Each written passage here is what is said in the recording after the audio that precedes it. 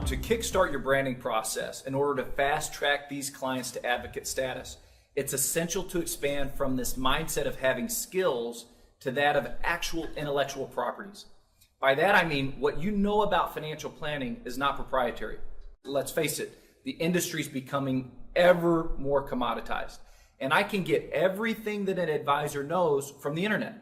You need to get your skills out of your head and transform it from a promise of performance to that of a promise of an experience. Again, it's not about products, pricing, and performance. It's about your philosophy, planning strategy, and process around financial independence. All of that said, this begins by answering this question: what do you do? Now, many people don't like that question because they don't like the idea of a contrived elevator speech. They don't like the idea of some mission statement or pitch book, and that's not what this is. We're talking about a structured 30-second value proposition that is a verbal extension of your all-encompassing branding strategy.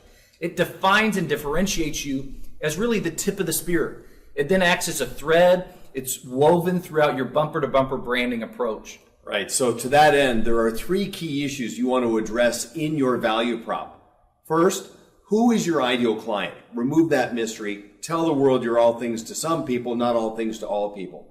Second, what is it those people want to achieve? Have a hook that resonates with a prospective client. And then third, tell them how you get them there. So to compare and contrast, some advisors would say when asked, what do you do?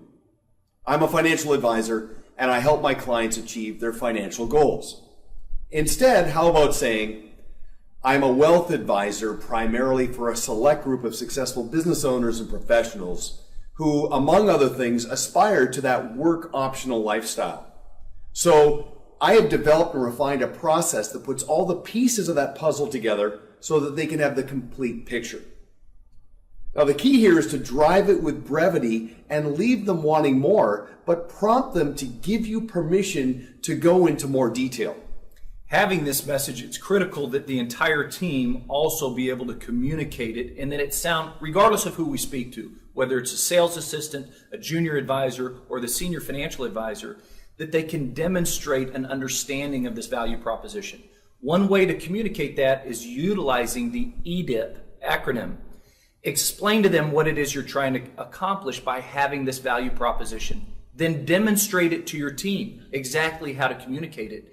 Allow them to imitate it back to you and then practice. It will require that rule of 10. After you've done it 10 times, you've got it down. Exactly, because you have a group of messengers on your team. You want the messaging to be consistent in terms of how everybody positions and represents your enterprise.